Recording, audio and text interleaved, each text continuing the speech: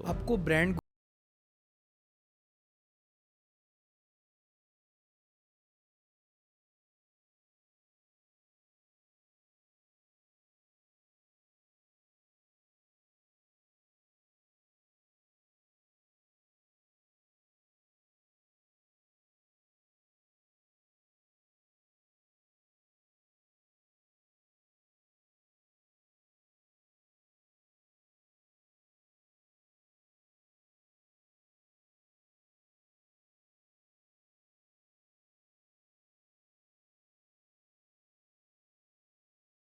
Pakistan, welcome to the podcast. आज की इस पॉडकास्ट में हम आपसे बात करने वाले हैं। आपका भी दिल करता है कि आपका एक अपना पर्सनल ब्रांड हो, या अगर आपने कोई ब्रांड लॉन्च किया हुआ है तो आजकल देख रहे हैं एक नया ट्रेंड शुरू हुआ है कि एक नई प्रोडक्ट लॉन्च करो और उसके बाद उसकी ब्रांडिंग करो तो आप एक बहुत बड़े बिजनेसमैन बन जाओगे। लेकिन इसमें बहुत से मसाइल आते हैं और हमने इसी पर बात करने के लिए अपनी आज की इस पॉडकास्ट में एक ऐसी पर्सनैलिटी को बुलाया है जिनको ब्रांड गुरु कहा जाता है, DMSK मिस्टर शाहिद खान, जो कि बहुत से होम अप्लायंसेस ब्रांड जिसमें पेल, डॉलेंस और इन्वायरो शामिल हैं उनके साथ काम कर चुके हैं और काम कर भी रहे हैं। ये ब्रांड जब बिल्कुल डेड थे या फिर सेल्स में बहुत दिक्कत का सामना कर रहे थे तो इन्होंने उनको वो टेक्निक्स थी जिसकी वजह से वो मार्केट में अपनी एक पोजीशन बना सके। जैसे चेस में एक बाजी पूरी गेम को बदल देती है, वैसे ही बिज़नेस में एक ऐसा प्लेयर होता है या एक ऐसा मैजिशियन होता है जो पूरे बिज़नेस का रुख बदल देता है। यानी कि अगर हम मार्केटिंग की बात करें या उसकी पोजीशनिंग की बात करें या फिर हम प्रोडक्ट की बात करें तो इन सब पे काम करने के लिए भी एक ऐसा जीनियस मार्केट में मौजूद होता है या उस ब्रांड में मौजूद होता है, इस कंपनी में मौजूद होता है। तो हमारे साथ वही जीनियस आज की इस पॉडकास्ट में बैठे हैं, मिस्टर शाहिद खान। उनसे बात करते हैं और जानते हैं कि कैसे उन्होंने इन्वायरो को या पेल को एक बहुत बड़ा ब्रांड बनाया। Welcome mister MSK to the podcast. हम बात करेंगे आपकी जर्नी पे, आपने किस तरह से इन्वायरो को एक ब्रांड बनाया, उसकी मार्केटिंग की, इन चीज़ों पे बात करेंगे। हमें बताएं थोड़ा सा कि कितना मुश्किल होता है किसी ब्रांड को ज़ीरो से इतना ऊपर लेकर जाना, कौन कौन सी टेक्निक्स आपने यूज़ की, प्लीज़ बताइए। थैंक यू अम्मा जी, शुक्रिया आपने मौका दिया इस बात में। पहली बात तो मैं ये बताऊँ कि बिल्कुल ज़ीरो नहीं था, एक ओके। अचीवली ब्रांड पोजीशनिंग थी इस ब्रांड की। ओके। और बिज़नेस कर रहे थे पिछले को 10-12 साल से, बट लेकिन ये बात ज़रूर है कि वो थोड़ा अंडर द कारपेट टाइप थे, बिल्कुल एक स्ट्रैटेजी मिसिंग थी और ब्रांड की पोजीशनिंग मिसिंग थी, थोड़ा कंफ्यूज्ड मुझे लगता है उसकी सारी सिनेरियो थी जिस ब्रांड बिल्ड था, ब्रांड गाइडलाइंस वगैरह भी नहीं थी और पोटेंशियल बहुत ज़्यादा था, मार्केट में गैप भी बहुत ज़्यादा। तो मुझे ऐसा लगता है कि मैंने तो सिर्फ उन चीज़ों को सिर्फ राइटली प्लेस किया कि एक प्रोडक्ट के ऊपर हमने काम किया। जैसे मैं बात करता हूँ मार्केटिंग के अंदर प्रोडक्ट की बात है तो प्रोडक्ट के ऊपर हमने काम किया, प्रोडक्ट को बहुत डाइवर्सिफाई किया, डिफरेंट सेगमेंट्स को टैप किया और उसके साथ साथ इस ब्रांड की एक पोजीशनिंग के ऊपर काम करना शुरू किया। जैसे इस ब्रांड का जो विजन है वो ये है कि environment friendly products towards a healthier planet. तो वो उस विजन को हमने लेके थोड़ा सा ब्रांड की एक पोजीशनिंग के ऊपर काम करना शुरू किया। और उसके साथ अगर आप देखें तो आपको हमारी एक पहली कैंपेन, एनवायरो की हिस्ट्री की पहली कैंपेन भी नज़र आएगी अभी कुछ दिनों में। उसकी नई वेबसाइट ले डाउन की, सोशल हैंडल्स पे काम किया, कस्टमर की साइकी के ऊपर काम करना शुरू, एक कौन सा कस्टमर है जो कि हमारी प्रोडक्ट लेना चाहता है तो उनसे कम्युनिकेट उस तरीके से करना शुरू किया। प्राइसिंग को थोड़ा एडजस्ट किया, मुझे लग रहा था कि हम बहुत ज़्यादा अंडर सेल कर रहे हैं अपनी प्रोडक्ट, उसको थोड़ा बेहतर किया क्योंकि बहुत ज़्यादा अंडर सेल करना प्रोडक्ट भी आपकी ब्रांड की पोजीशनिंग को ख़राब करता है। तो ये सारी चीज़ें हमने की जिसकी वजह से हमें माशाल्लाह बड़े अच्छे रिजल्ट्स मिला है। अब आने वाले साल में, इसी साल में अगर आप देखेंगे नेक्स्ट, इंशाल्लाह आपको इन्वायरो एक अच्छा ब्रांड की तरीके से नज़र आ रहा होगा और प्रोडक्ट वाइज भी हमारी प्रोडक्ट मार्केट से कंपैटिबल और अच्छी होगी इंशाल्लाह। तो आपको ब्रांड गुरु कहते हैं, कौन सी ऐसी टेक्निक यूज़ करते हैं जिसकी वजह से आपको ये टाइटल दिया गया? यार पता नहीं ये लोग कौन हैं जो कि ये ऐसा टाइटल देते हैं, मुझे ज़रा ढूंढना पड़ेगा। बट लेकिन ये है कि चलें, इसको मैं एज अ कॉम्प्लीमेंट लेता हूँ, thank you very much. But ये है कि अल्लाह ताला की तरफ से कुछ चीज़ें होती हैं कि आप राइट टाइम पे राइट जगह पे पहुंच जाते हैं। ये मुझे मानना मेरा बहुत ज़्यादा मानना है। इसमें कुदरत का बड़ा रोल होता है कि मुझे ऐसा लगता है कि जब मैंने अपने करियर में जिन जिन ब्रांड्स के साथ काम किया तो वो ब्रांड्स कहीं ना कहीं किसी प्रॉब्लम से गुज़र रहे थे और मैं वहाँ पे प्लेस हुआ और मुझे मौका मिला उस प्रॉब्लम को सॉल्व करने का। एज अ पर्सन मैंने शायद पहले भी जिक्र किया है कि मैं चैलेंजेस को बहुत एम्ब्रेस करता हूँ, और स्ट्रगलिंग जब होती है फेस तो आप कहते मुझे हैं कुछ बहुत मजा आता है। हैपनिंग कुछ होती रहे। हैपनिंग हो ताकि कुछ करने को मिले, क्योंकि स्मूथ फ्लो में तो दोस्त फिर दुनिया बोर हो चलती जाता रहती है। तकरीबन जितनी भी हमारे को 7 अरब के करीब इस दुनिया पे लोग रहते हैं, 90-95% तो फ्लो में ही चले जाते हैं। हमेशा वही लोग डिफरेंस क्रिएट करते हैं जो थोड़े से मेंटली जिसे कहते हैं ना थोड़े डिफरेंट होते हैं, या स्टेम को चैलेंज करते हैं कि ये लाइन ऐसे जा रही है, इसको इस तरह क्यों नहीं जा सकती, डिफरेंट क्यों नहीं जा सकती। तो मुझे खैर वो इस तरह के मौके मिले तो मैंने उन चीज़ों को किया, और शुक्र अल्हम्दुलिल्लाह जहाँ जहाँ पे भी मैं रहा, फ्रॉम पेल, डॉलेंस, फिर पेल, और उसके बाद फिर सिंगर, फिर वेव्स और अब एनवायरो, तो जहाँ जहाँ पे भी मैं रहा इन कंपनीज़ के अंदर ब्रांड ने सब्सटेंशियल ग्रो किया एज अ ब्रांड। CPI जिसको हम कंज्यूमर ब्रांड इंडेक्स बोलते हैं, उसमें उसने ग्रो किया, और इनके जो सेल्स के रिकॉर्ड्स थी वो भी काफ़ी माशाल्लाह बड़े हुए।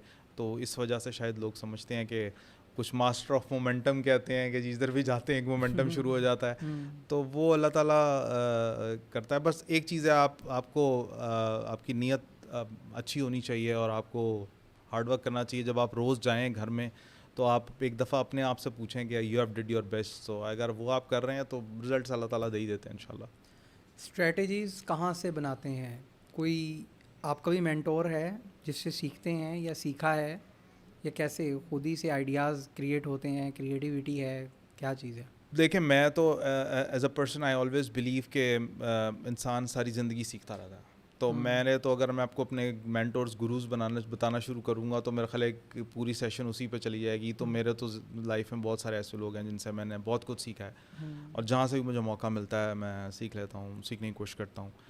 स्ट्रेटजी की अगर आप बात करें तो मेरे हिसाब से जो पहली चीज़ आपके माइंड में होनी चाहिए स्ट्रेटजी बनाने में, कि आपकी रिसर्च, आपका होमवर्क बहुत कंप्लीट होना चाहिए। आप जब तक उसमें डीप डाइव नहीं करेंगे और आप समझेंगे नहीं कि आपकी प्रॉब्लम क्या है, तो आप उसके सोल्यूशन के ऊपर प्रॉपर काम नहीं कर सकते। आई सी लॉट ऑफ पीपल जो कि इन चीज़ों को जाने बगैर एक स्ट्रेटजी या एक डिफरेंट डायरेक्शन को लेके चल जाते हैं, लेकिन वो बहुत लॉन्ग टर्म नहीं होती। तो मेरा ख्याल जब तक आप अपनी प्रॉब्लम्स को सही तरीके से आइडेंटिफाई नहीं करते, जिस भी रोल में आपको डाला जाता है, या कोई आपकी कंपनी आपको डालती है, या आप किसी जॉब को लेते हैं या बिज़नेस को लेते हैं, या एज अ पर्सनल कैरियर आप पर्सनल चैलेंज लेते हैं, तो जब तक आप उस चीज़ों को समझेंगे नहीं तो आप उसको इम्प्लीमेंट नहीं कर सकते। बाकी अल्लाह ताला ने बहुत बड़ा अच्छा एक इंसान बनाया है जिसका दिमाग बहुत अल्लाह ताला ने उसमें सलाहियत दी है। तो अगर आप उसको राइट डायरेक्शन में सही तरीके से यूज़ करें तो बहुत रिजल्ट्स आ जाते हैं। और आजकल तो आपके पास टूल्स भी बेशुमार हैं जो कि आपको मिल जाते हैं, जिससे आप हेल्प ले सकते हैं और स्ट्रेटजाइज कर सकते हैं अपनी चीज़ों को। बहुत ज़्यादा आपको सर खपाने की ज़रूरत नहीं है, बट लेकिन बैक एंड टाइम्स यस बहुत ज़्यादा मेहनत करनी पड़ती है आपको। एक केस स्टडी लेते हैं। पाकिस्तान में हमने कोई ब्रांड लॉन्च करना है नया, तो कौन कौन से स्टेप्स फॉलो करने पड़ेंगे उसको एक बेहतर ब्रांड बनाने के लिए? कोई कैटेगरी भी चूज़ कर लेते हैं, आप खुद कर लें, और फिर उसके बारे में थोड़ा सा बताएं हमें। ब्रांड लॉन्च करना है, डिपेंड करता है कि brand I mean like again I would say कि आपको पहले तो पता होना चाहिए कि ब्रांड में आप क्या बेचना चाहते हैं, आपका कस्टमर क्या है, आपकी प्रोडक्ट क्या है। मेरे हिसाब से ब्रांड से बहुत ज़्यादा पहले प्रोडक्ट आपके जहन में होनी चाहिए कि मेरे जहन में मैं क्या प्रोडक्ट बेचना चाहता हूँ एज अ ब्रांड। जैसे मैं एक ब्रांड हूँ तो मैं एक प्रोडक्ट हूँ, तो मुझे अपने आप को किस तरीके से बेचना है, ये एक सिचुएशन है। या अगर मैंने कि कप बनाना है, ये तो ये एक सबसे पहले मैंने ये सोचना है कि मैंने एक कप बनाना है, और उस कप के अगेंस्ट उस कप को एज अ ब्रांड मैंने लेके चलना है। तो मुझे सबसे पहले देखना पड़ेगा कि मैं किस कस्टमर को देना चाह रहा हूँ। जो कप ख़रीदने वाला बंदा है उसको क्या क्या चीज़ें चाहिए, और ऐसी कौन सी चीज़ें हैं जो एक कस्टमर या बाकी जो कप बनाने वाले लोग हैं वो कस्टमर को नहीं दे रहे जो मैं दे सकूँ। तो ये चीज़ें जब तक आपके पास नहीं होंगी, यूनिक सेलिंग पॉइंट आपका यूनिक होना सेलिंग चाहिए। पॉइंट की बात करें, बाज़ दफ़ा नहीं भी होता। अब जैसे आप कहेंगे कप है, कप में क्या यूनिक सेलिंग पॉइंट होता है, बट लेकिन देखें अगर यहाँ पे मैं एग्जांपल लेके चाहूँ तो ये जब बॉटल वाटर जिसने भी बनाया होगा, जो भी जीनियस आदमी इसके पीछे होगा, उसने भी तो सोचा होगा ना किसी टाइम पे कि यार ये पानी है जो लोग पीते हैं, इसको मैं बॉटल में डाल दूँ तो लोग ज़्यादा बेहतर तरीके से पियेंगे। तो ये एक यूएसपी उसने बनाई। हालांकि हम लोग सब पानी तो पीते हैं, पानी तो पीते हैं, नलकों से ही पीते थे। मेरा ख्याल आज भी वो पानी बुरा नहीं है, पी सकते हैं हम लोग, बट लेकिन हमारे माइंड के अंदर उसने ये बात डाल दी है कि भाई अगर मैं बोतल से पानी ना पीऊँगा तो मैं मर जाऊँगा या मुझे कुछ हो जाएगा। सो ये एक आपको रिसर्च, आप अगर अपनी थोड़ा लॉन्च करने से पहले इन चीज़ों पर अगर आप काम कर लें और आपको अपने कस्टमर का पता हो कि आपने किधर अपनी प्रोडक्ट लेके जानी है, उसको क्या चीज़ चाहिए, वो किस प्राइस ब्रैकेट में खेल रहा है, आपने ब्रांड को किस बेसिस पे लेके चलना है, और फिर आप उसकी कम्युनिकेशन को डिज़ाइन करें, तो मेरा ख्याल है कि आई कैन श्योर यू के 95% सक्सेस गारंटीड। अच्छा, स्टेप्स बता दें कुछ, कहाँ से कैसे चलना है? मतलब पहले आपने एक प्रोडक्ट चूज़ करना है, उसके बाद उसकी आपने प्राइसिंग देखनी है टारगेट ऑडियंस को देखते हुए, फिर आपने उसकी प्लेसमेंट देखनी है, और देन उसके बाद हमने उसकी प्रमोशन करनी है। तो ये प्रमोशन में कौन कौन से फैक्टर रोल प्ले करते हैं? एक, पाकिस्तान में ब्रांड एम्बेसडर बहुत ज़्यादा जो है वो बोला जाता है कि जी फ़लाँ बंदा ब्रांड एम्बेसडर है, उससे बहुत इम्पैक्ट आया है सेलिंग पे, तो ये क्या चीज़ है, इसको भी थोड़ा सा एक्सप्लेन करें। देखिए, प्रमोशन के तो वेरियस एस्पेक्ट्स हैं। आई स्टिल थिंक के there are different ways of doing promotion. Brand ambassador की, जिस तरह आपने बात की, येस इट वर्क्स, तभी तो इतने बड़े बड़े लोग डिफरेंट कैंपेन्स में इन्वॉल्व होते हैं। लेकिन ये कि इट डिपेंड्स कि आप कौन सा राउट लेना चाहते हैं। और मिसाल के तौर पे आई कैन टेल यू कि जब ब्रांड एम्बेसडर्स को भी यूज़ किया तो उसके रिजल्ट्स बहुत ज़्यादा अच्छे नहीं आते, क्योंकि अगेन आप मे बी आप गलत कस्टमर के साथ, गलत किस्म के बंदे के साथ कम्युनिकेट कर रहे हैं। तो ये सब चीज़ें बहुत डायरेक्शनली इम्पॉर्टेंट होती हैं। मैं आज भी बड़ा स्ट्रॉन्ग बिलीवर हूँ कि वो एक रोनाल्डो की कैंपेन आपको याद होगी, जो फुटबॉलर है जिसने वो कोक की बॉटल उठा के साइड पर रखी थी। मैं बहुत ज़्यादा, हालांकि बहुत सारे लोग शायद मुझसे एग्री करते हैं या नहीं करते, बट लेकिन मैं अगेन आपको कहता हूँ कि that was a paid campaign by Coke itself, because के उस नेगेटिव प्रमोशन जो होती है, देखिए प्रमोशन तो आजकल तो आई बॉल्स और उसके इम्प्रेशंस का ज़माना है ना। आजकल तो लोग ये नहीं देखते, इम्प्रेशंस आने चाहिए, क्लिक्स आने चाहिए, वो रोल इम्पॉर्टेंट करते हैं। अगर वहाँ पे कोक की बॉटल पड़ी हुई है, रोनाल्डो बात कर रहा है आपके साथ, ठीक है, या प्रेस के साथ, कितने लोग नोटिस करते हैं उस बॉटल को? सर आप अपनी कोई सक्सेस स्टोरी सुनाएं, फिर हम इसे वाइंड अप करते हैं। कोई बहुत बड़ी सक्सेस स्टोरी, कोई सेल्स में धमाका, कोई मार्केटिंग में, कुछ ऐसा सुनाएं। यार मेरी एक सक्सेस स्टोरी है जो मैं चाहता हूँ किसी टाइम पे केस स्टडी में कन्वर्ट हो। पेल के साथ मैं काम कर रहा था, और पेल के साथ काम करते करते हमारी एक रेफ्रिजरेटर की सीरीज़ हमने डेवलप की, नई, बहुत अच्छी, उसके पीछे पूरी रिसर्च हुई, और हम लोगों ने उसको लॉन्च किया। उसके ऊपर बहुत ज़्यादा कैंपेन भी की, बट समहाउ वो सक्सेस नहीं अटेन कर पा रही थी वो सीरीज़। उससे एक कंसिडरेबल सस्ती सीरीज़ या थोड़ी पुरानी दिखने वाली सीरीज़, मॉडल मतलब पुराना दिखने वाला मॉडल, वो ज़्यादा बिक रहा था।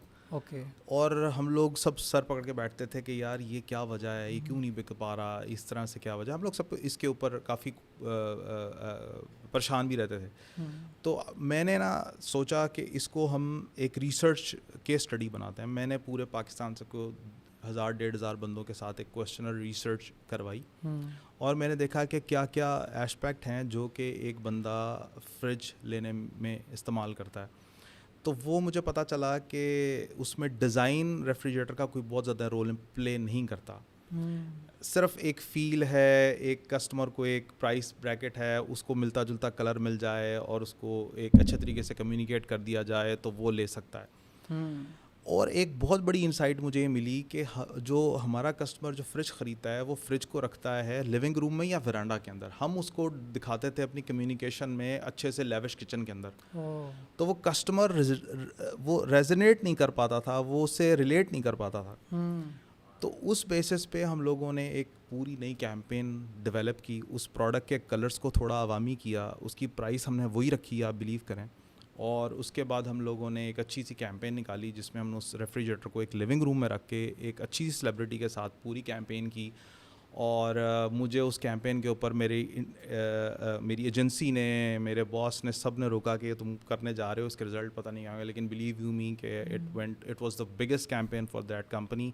और एक साल के अंदर उसने जो रिकॉर्ड्स बनाए वो आज तक मेरा ख्याल कायम है। वो सिर्फ उसके पीछे सिर्फ एक ही चीज़ ने काम किया कि हमने कस्टमर की राइट इनसाइट पकड़ी, उसको देखा और उसके ऊपर हमने उसे कम्युनिकेट किया। थैंक यू सो मच जी, आपका बहुत अच्छा लगा आपसे बात करके।